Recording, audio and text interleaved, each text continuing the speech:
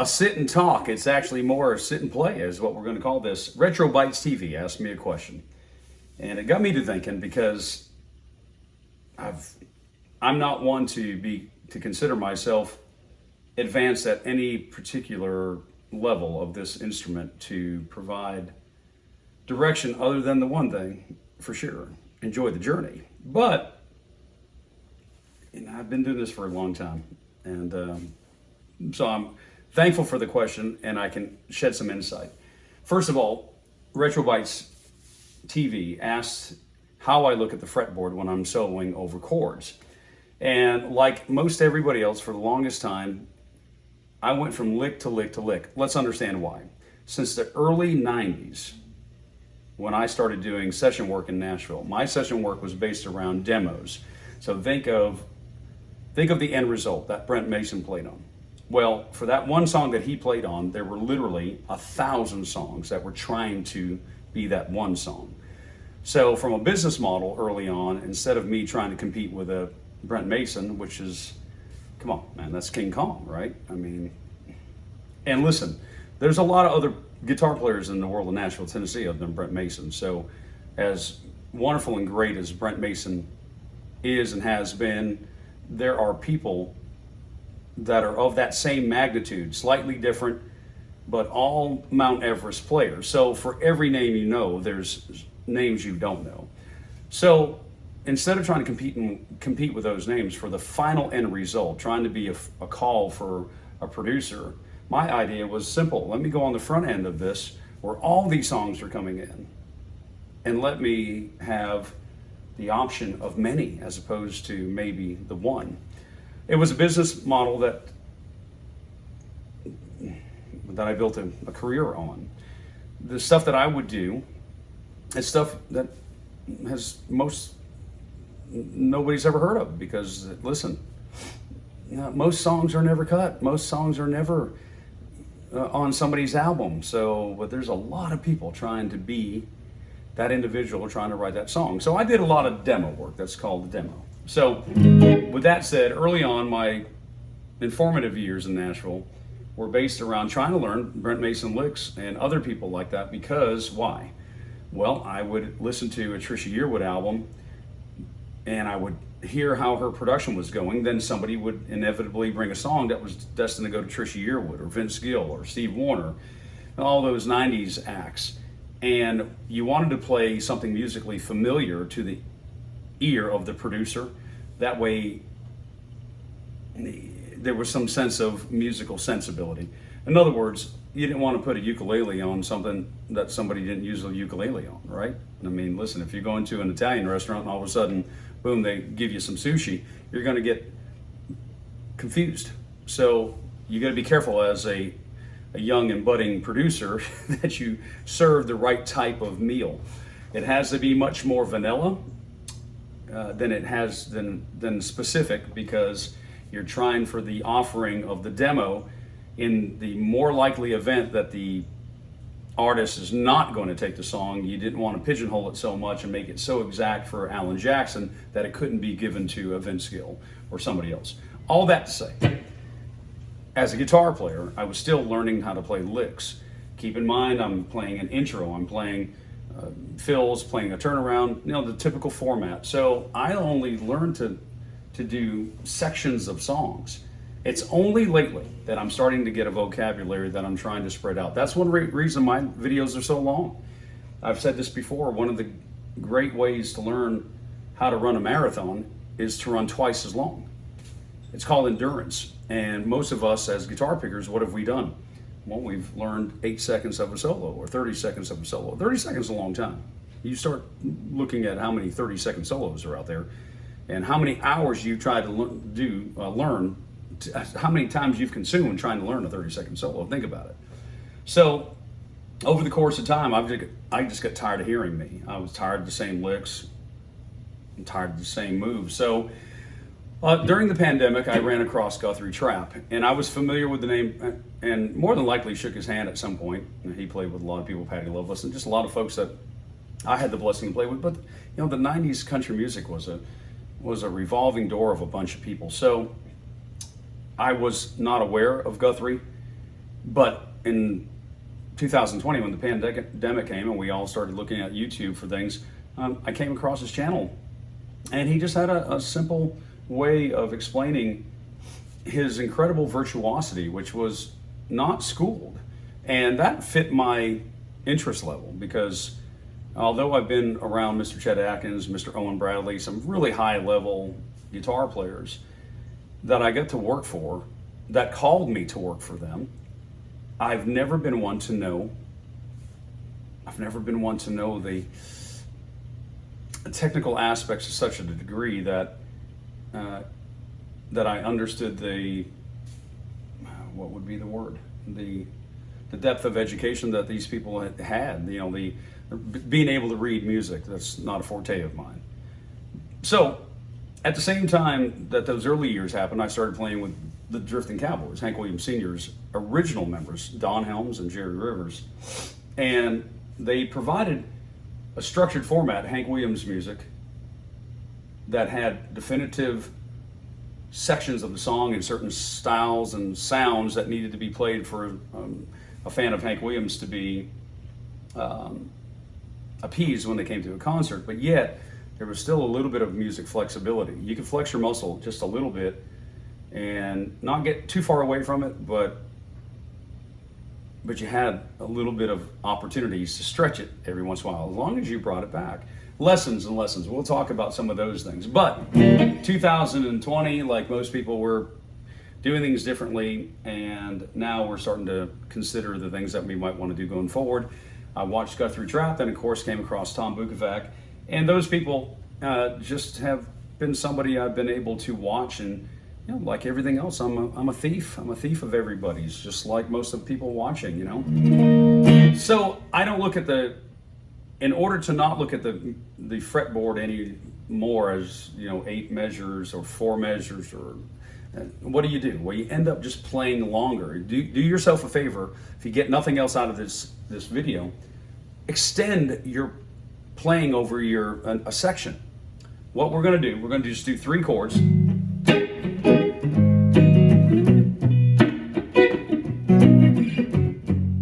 Okay, something nice and slow. So it's going to be A minor. Here we go. C, G. How about a 4th chord in a D? Okay. So there's our chord structure, 4 chords. Now let's find them where they exist. A minor, C, G, D. Let's call that position 1. Let's try a little solo.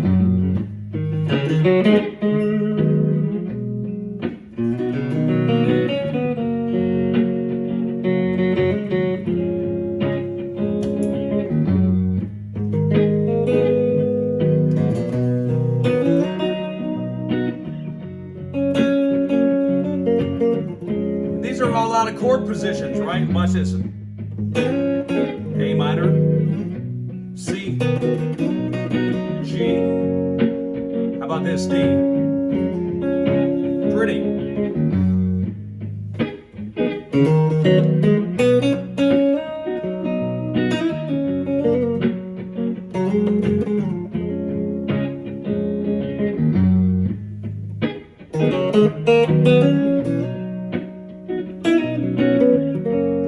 And I'm just moving mentally from chord structure to chord structure. So as I'm trying to figure out phrasing in between one transition to the next, I'm just trying to find something smooth that fits musically. That's all.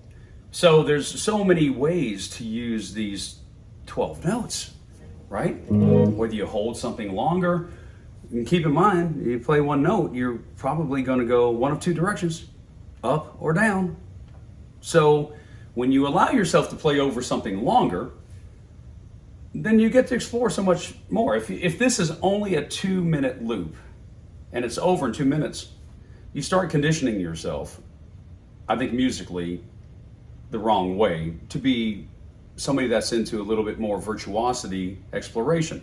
2 minutes is a very long time within a song, but in the terms of training yourself, it'll take me 10 minutes to find 2 minutes. And that's just in one area. So let's try and see what we can come up with just based out of that. But everything I'm going to do, I'm going to base it out of a chord shape. If that's the cage system, then I don't know. I don't care. I don't care what you want to call it. Call it whatever you want. I don't care. I don't study music like this.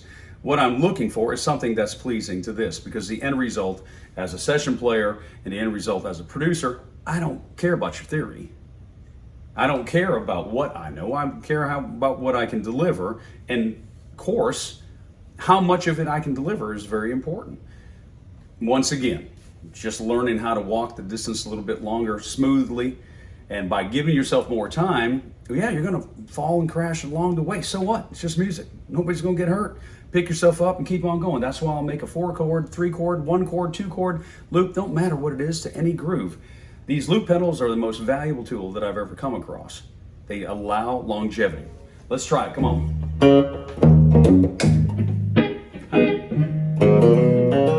C chord.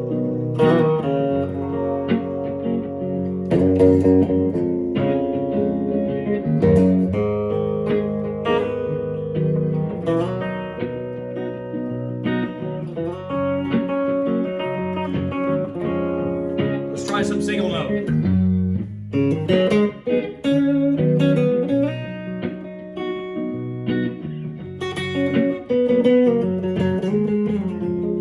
Pretty.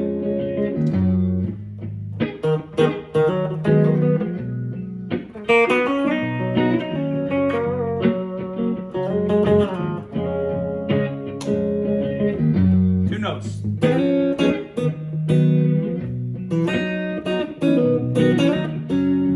Still based around the chord structure.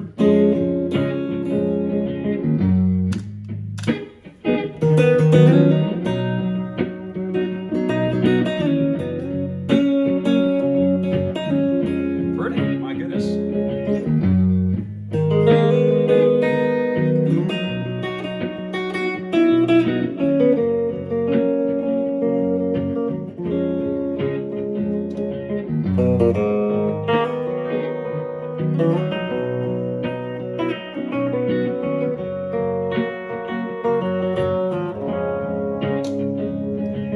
And just that little phrasing of what I'm working on,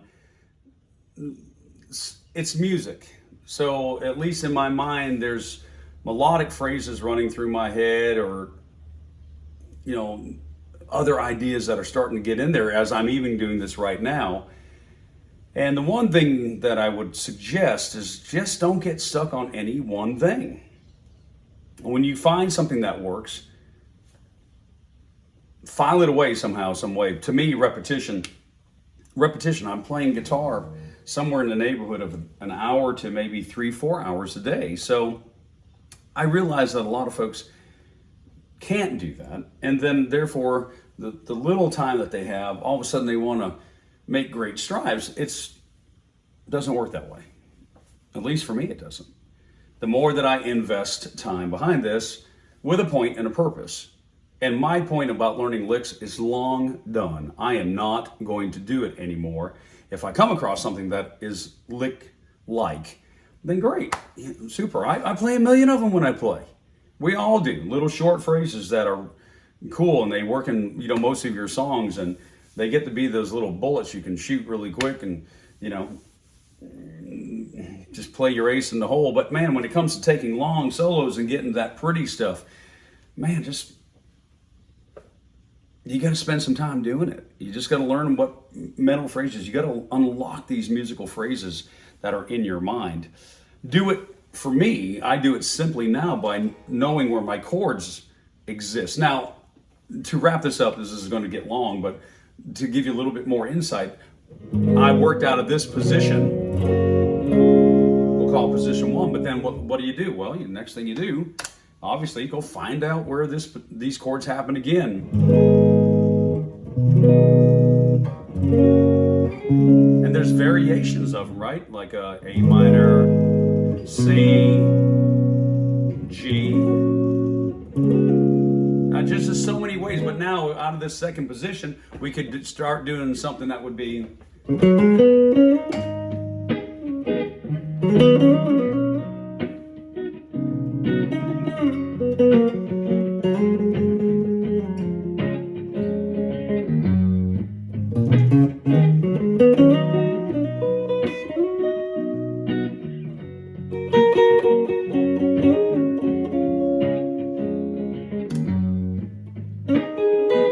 Third position.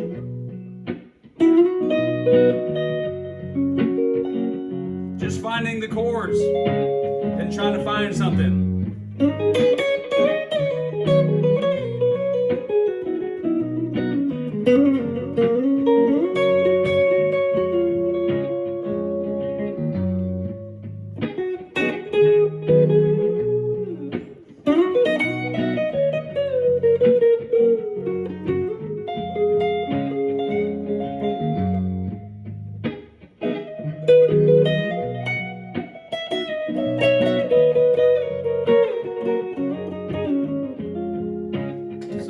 Even through the mistake that you heard right there, it's just helping me not only learn what to do, but also what not to do. Now, of course, this is me trying to explain this to you. So if I wasn't doing this, trying to talk, these 16 minutes and 33 seconds, I'd have been playing this whole time. How many mistakes would I have made? I don't care. How many phrases I might find? I don't know. But I would be getting inspired along the way. And, that's another thing about music is inspiration. You have to get something that moves you. I love music when it moves you. So if I was sitting here playing something that was not as inspiring to me, well, you got to dig a little deeper some other place to get your inspiration. I've played a lot of music that didn't reach down and grab me because of the nature of, when you do this a long time, sometimes you hit a stretch where things just don't move you. And not to be judgmental of the things I've worked on. I'm not saying they were good songs, bad songs, great artists, terrible artists, whatever. And I won't fault anybody's lack of their ability to do something for what and how I need to pursue something. I'm just sharing with you the facts. So much of my life has been based upon learning and delivering short little phrases. So you condition yourself that way. Ever since I started playing here in the Florida Keys in 2016 as a solo act, and playing 3, 4, even sometimes 5 hours, and just me and a guitar and my looper pedals, and no tracks, no preconceived tracks, no push a play, and I got this cool track, nothing. And this is what I'm doing right here is the essence of how I've performed over 1,000 shows in the Keys. And sometimes to a packed house and sometimes to a bunch of empty chairs. Regardless, one element that I started realizing that was so helpful for me musically was extending the musical length of the opportunity I was trying to find something. And if you only give yourself 30 seconds to find something, that's a very short time. Why don't you give yourself 30 minutes to find 30 seconds? Why don't you sit down and play for longer periods of time, see what happens, and don't try to go hog wild crazy. Whatever your capacity is to understand, that is up to the individual. That's unique to you. For me, I'm done chasing licks. I'm done trying to sound like somebody because I can't help it. I do sound like people, influenced by so many people. And the most unsatisfying thing, I'd rather sound like Stevie Ray Vaughan or whatever, but be able to rip up a length of phrasing for 5 minutes than sound like Brent Mason for 15 seconds. There's no value of that to me anymore. It's not what I do. If I had to do it, that'd be different. I hope this was helpful for RetroBytes TV and whoever else watches, but just learning phrasing and connectivity from chord to chord and digging in here to hear what music's going on in your mind there's so many levels of this mentally. And if you keep looking for other people to steer you in a direction and to say, here's the golden chalice to drink out of, and you drink out this cup and you're going to be the most ripping guitar player, chances are you're just going to sound like whoever just told you that.